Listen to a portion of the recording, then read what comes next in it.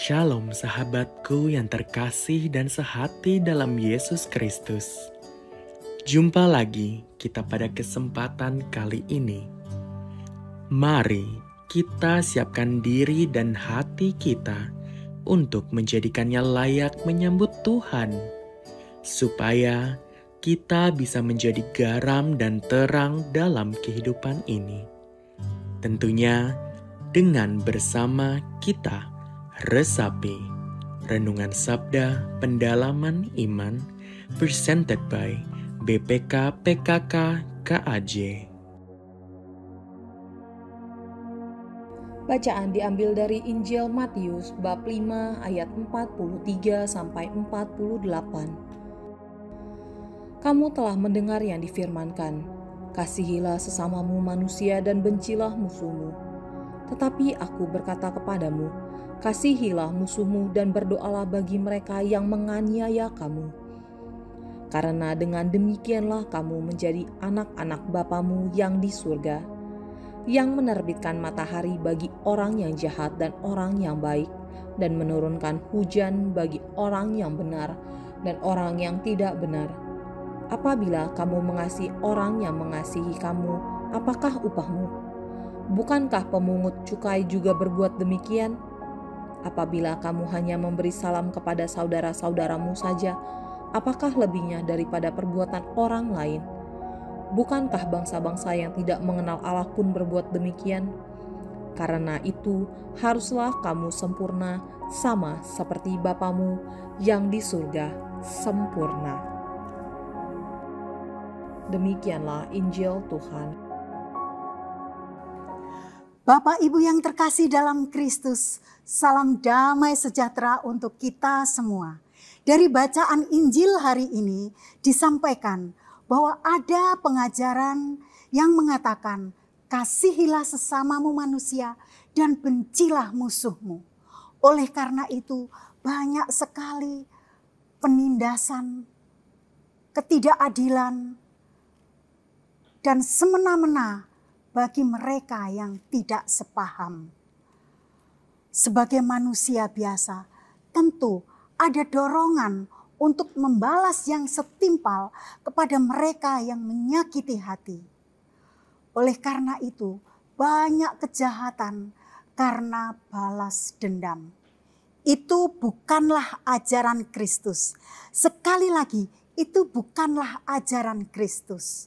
Ajaran Kristus adalah kasihilah sesamamu manusia dan kasihilah musuhmu dan doakanlah mereka yang telah menganiaya kamu seperti yang terdapat pada ayat 44. Bukan hanya mengasihi manusia, sesama manusia, tetapi juga kita diajak untuk mengasihi musuh-musuh dan berdoa bagi mereka yang menganiaya kita. Wow, luar biasa bukan? Siapakah musuh-musuh kita? Musuh kita adalah mereka yang memusuhi kita, mereka yang membenci kita, yang berlaku tidak adil kepada kita, yang menindas kita, atau dengan kata lain mereka yang menyakiti hati kita. Siapakah yang dapat menyakiti hati kita? Di antara mereka adalah orang-orang yang terdekat dengan kita. Ayah, ibu atau orang tua kita, anak-anak kita, mertua, ipar, saudara, tetangga, pasangan kita, orang kepercayaan kita, dan teman satu komunitas kita. Merekalah yang dapat menyakiti hati kita. Dan kita pun dapat menyakiti hati mereka. Permusuhan itu terjadi karena kita merasa sakit hati atas tutur kata, sikap, dan tindakan yang mereka lakukan terhadap kita dan kita tidak mengampuninya. Contoh perlakuan yang membuat sakit hati dan lambat laun bisa menimbulkan luka batin adalah perlakuan orang tua terhadap anaknya yang tidak adil. Pada masa kecil, orang tua seringkali memperlakukan anak-anaknya dengan tidak adil. Mereka membandingkan anak yang satu dengan yang lain. Anak yang satu diunggulkan, hebat, luar biasa. Wah, jagoan mama, jagoan papa. Tapi anak yang satu diremehkan, direndahkan, dianggap tidak mampu. Itulah yang membuat hati sang anak tersakiti dan lama-lama terbawa hingga dewasa menjadi luka batin. Hal ini menumbuhkan lingkaran yang dikuasai si jahat, saling mengikat kebencian. Yesus mengajarkan, kasihilah musuhmu dan berdoalah bagi mereka yang menganiaya kamu. Di dalam kasih ada pengampunan. Ampunilah musuhmu. Bagaimana bisa? Sakitnya tuh ada di sini. Rasanya sulit sekali untuk mengampuni. Bapak Ibu, sebagai pengikut Kristus, disitulah kebesaran jiwa kita mendapatkan tantangan.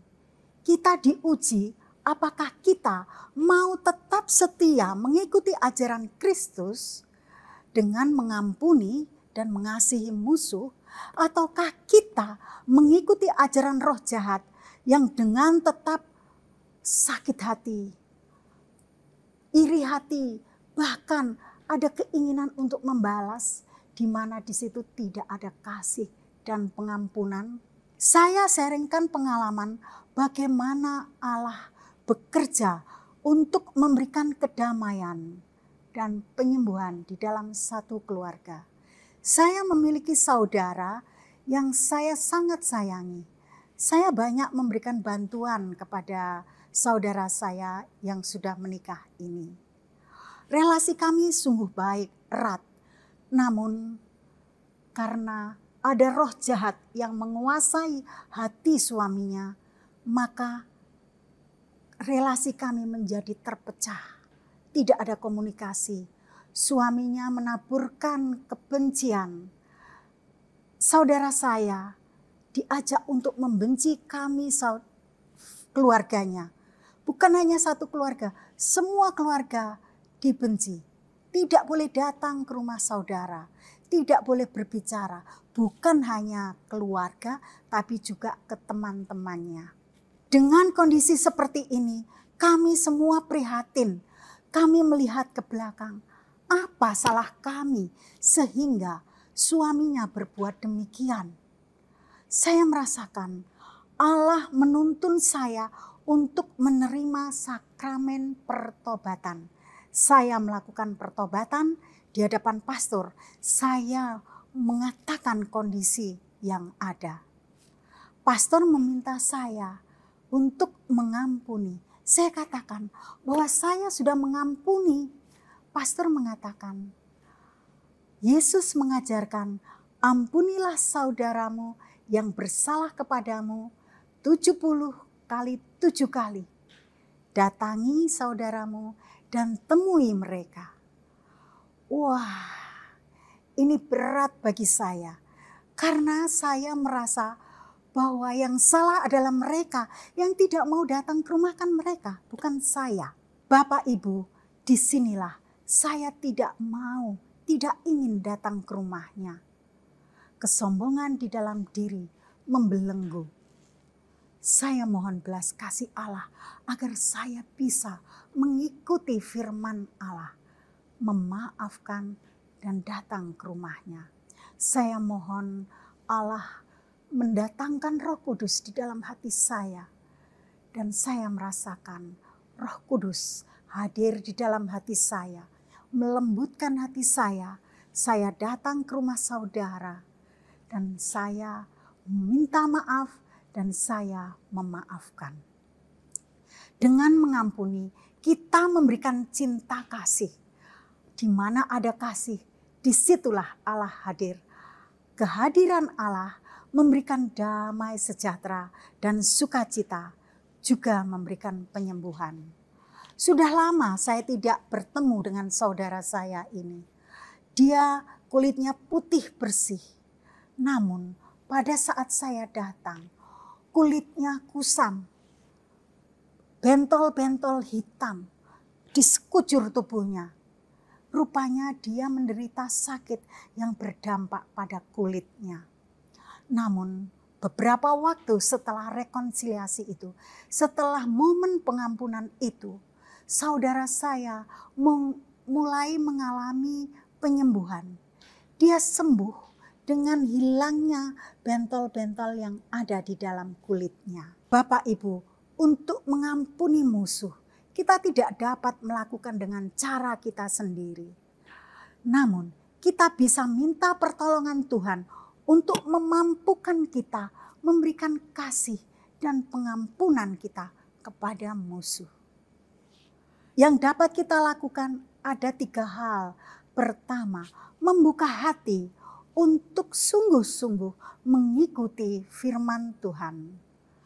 Dalam hal ini, kita mau mengampuni dan mendoakan orang yang berbuat salah kepada kita. Yang kedua, memohon pengampunan kepada Tuhan atas dosa-dosa kita dan memohon Tuhan mencurahkan Roh Kudus-Nya untuk memenuhi hati kita agar hati kita dapat diberikan pengampunan dan kasih yang besar sehingga kita bisa menyalurkan kepada musuh-musuh kita. Hal ketiga, mendoakan agar musuh kita menyadari perbuatannya dan tidak melakukan kepada orang yang lain. Kita berdoa agar Tuhan memberikan damai di dalam hatinya, agar ia pun dapat memberikan damai kepada orang lain. Jika ini yang dapat kita lakukan, maka kita memutus ikatan kebencian atau rantai kebencian yang dikuasai si jahat. Kita menghadirkan Tuhan untuk menghancurkan belenggu kepahitan dan digantikan dengan rantai cinta kasih.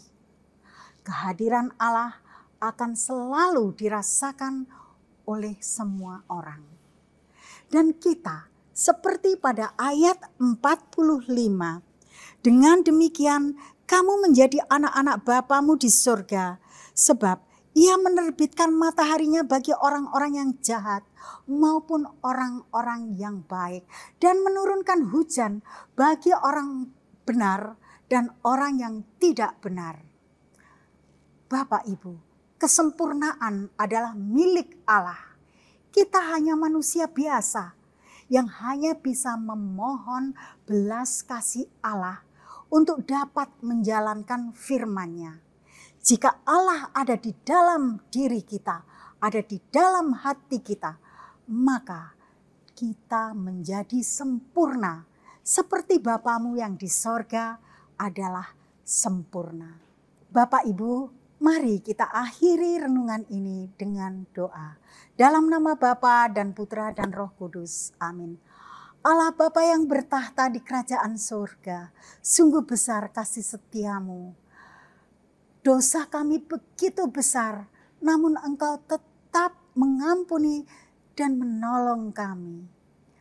Ajarilah kami untuk tetap setia pada firman-Mu.